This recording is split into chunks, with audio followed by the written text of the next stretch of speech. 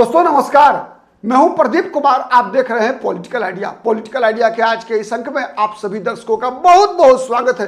दोस्तों आपने सुना होगा एक कहावत की रस्सी जल गई पर ऐंठन नहीं गई। मतलब आपका सब कुछ चला गया, आपका सब कुछ चला गया, लेकिन फिर भी आपका अहंकार कायम है। आपका अहंकार कायम है कि आप ही सर्वश्रेष्ठ हैं, जबकि आप कभी हुआ करते थे आपके दादा के दरवाजे पर हाथी लगी होती थी, लेकिन आज वो हाथी आपके पास नहीं है। फिर भी आप इस ग्रंथि से आप अपने आप को बाहर निकाल ही नहीं पा रहे हैं कि आप तो अपने गांव के सबसे बड़े जमींदार हैं, सबसे धनी व्यक्ति हैं, और आपका आज भी वैसा ही तूती बोला करता है। दोस्तों हम बात कर रहे हैं पश्चिम बंगाल के उन कुपमंडुक बंगालियों के बारे में। क्योंकि पश्चिम बंगाल में आज विधानसभा का चुनाव संपन्न हुआ, फिर अगले 5 वर्ष तक पश्चिम बंगाल का भविष्य कैसा होगा, यह भविष्य लिखने का काम किया है पश्चिम बंगाल के लोगों ने, पश्चिम बंगालियों ने। और पश्चिम बंगाल अगले 5 वर्ष तक उसका भविष्य क्या होगा, इसको लिखने का काम किया है पश्चिम बंगाल में रहने वाले 2 तरह के नागरिकों ने। एक तरफ है वो बंगाली कुपमंडुक, और दूसरे तरफ है जिन्हें पता है, धीरे धीरे समझ में आ रहा है कि हमारे साथ हुआ क्या नहीं हुआ पश्चिम बंगाल के साथ। दोस्तों सबसे पहले तो पश्चिम बंगाल का निर्माण हुआ। सबसे पहले तो बंगाल विभाजित हुई।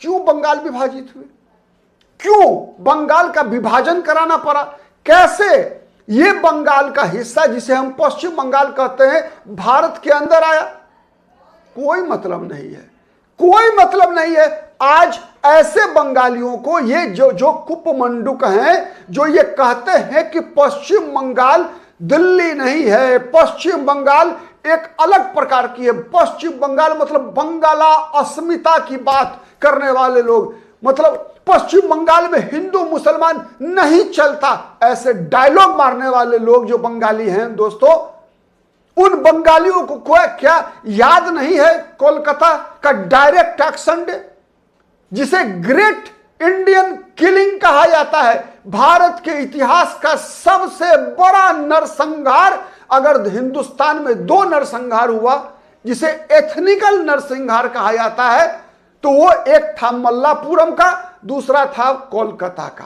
था या नहीं बताइएगा, था या नहीं? क्या हुआ था कोलकाता में डायरेक्ट एक्शन डे मनाने के लिए? 16 अगस्त 1946 ईस्वी। क्या हुआ पश्चिम बंगाल में, कोलकाता में क्या हुआ? कोलकाता की आबादी में दोस्तों 64% हिंदू थे।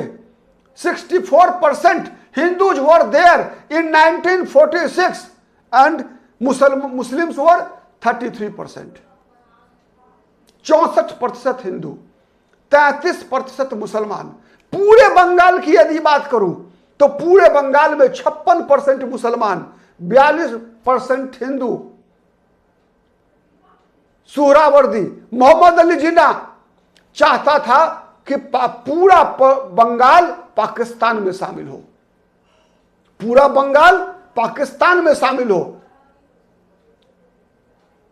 लेकिन डायरेक्ट एक्शन डे तो केवल अलग देश बनाने के लिए था, अलग देश बनाने के लिए था। कांग्रेस ने नानुकुर किया तो कांग्रेस को कांग्रेस की औकात, या कह लीजिए मुस्लिम लीग की ताकत दिखाने के लिए, दिखावे के लिए कांग्रेस को या ब्रिटिश सरकार को, लेकिन असली औकात तो दिखाई थी हिंदुओं को। पश्चिम बंगाल के आज जो बंगला अस्मिता की बात करने वाले लोग हैं ना पश्चिम बंगाल में, बंगला अस्मिता, उनको औकात दिखाया गया था। चूंकि जिन्होंने औकात दिखाया था उनकी पहचान क्या बंगालियों की पहचान है? नहीं है। उनकी पहचान एक ही पहचान है, उनकी पहचान धार्मिक है। सच है या नहीं बताइएगा? अगर धार्मिक पहचान नहीं होती तो डायरेक्ट एक्शन डे के दिन जो हजारों की संख्या में हिंदू महिलाओं के साथ दुष्कर्म हुए, उसके कारण क्या थे? क्या कारण था? जब पाकिस्तान में, तत्कालीन पाकिस्तान 1971 वर्तमान बांग्लादेश में बांग्लादेश से मुक्ति संग्राम का जब युद्ध चल रहा था, लड़ाई तो बंगाली मुसलमान और उर्दू बोलने वाले मुसलमान, पंजाबी मुसलमान के बीच था।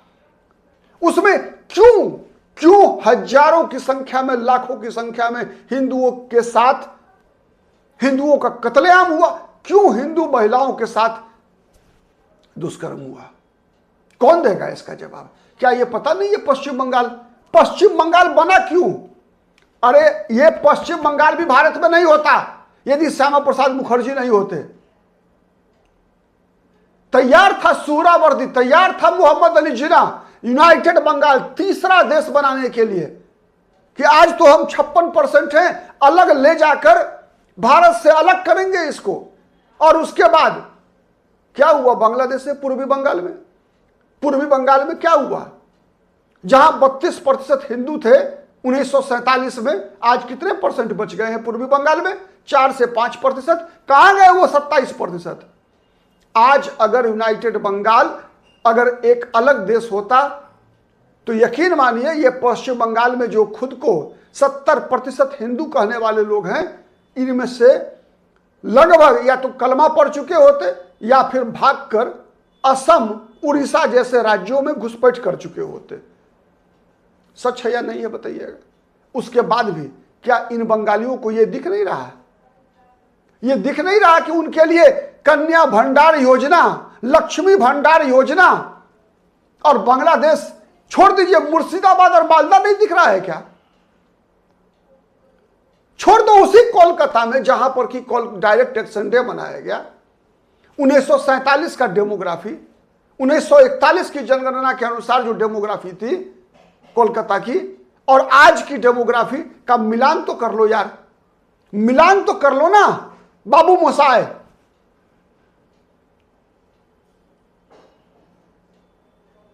नहीं समझ में आएगा,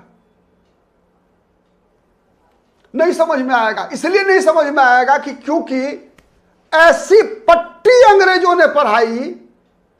ये जो पट्टी पढ़ी हुई है ना, ये अंग्रेजों की पढ़ाई हुई पट्टी है।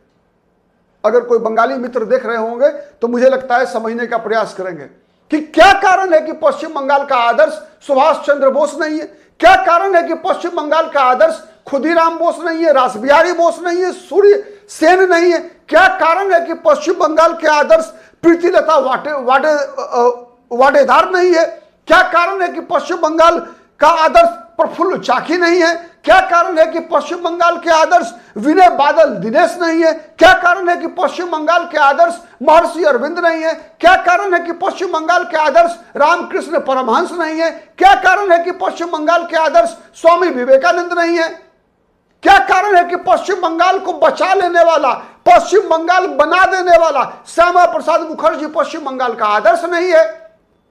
पश्चिम बंगाल का आदर्श कौन है? राजा राम मोहन राय पश्चिम बंगाल के आदर्श हैं, ईश्वर चंद्र विद्यासागर पश्चिम बंगाल के आदर्श हैं, गुरुदेव रविंद्रनाथ टैगोर। क्या समानता है, क्या अंतर है? ये तीनों भी तो भारतीय थे दोस्तों। राजा राम मोहन राय, ईश्वर चंद्र विद्यासागर, रविंद्रनाथ टैगोर। हमें इन तीनों पर भी गर्व है, हमें इन तीनों की विद्वता पर गर्व है। चाहे गुरुदेव रविंद्रनाथ टैगोर हो, चाहे राजा राम मोहन राय हो, चाहे ईश्वर चंद्र विद्यासागर हो, लेकिन साथ साथ उन लोगों से ज्यादा गर्व हमें करना सीखना पड़ेगा बंकिम चंद्र चट्टोपाध्याय पर। हमें सीखना पड़ेगा अनुशीलन समिति के साथ रहकर का आंदोलन चलाने वाले उन आंदोलनकारियों जो भूमिगत रहे, जिनके बारे में लोग जान नहीं सके, अनजान बने हुए रहे, जो पात्र थे, काल्पनिक पात्र थे, नाम जगह पात्र बदल दिया गया था, आनंद मठ के किरदार थे। तो पश्चिम बंगाल आने वाले दिनों में, अगला 5 वर्ष में पश्चिम बंगाल कैसे बदलेगा, कैसे बदलेगा वो तो भाग्य लिख चुके हैं पश्चिम बंगाल के मतदाता।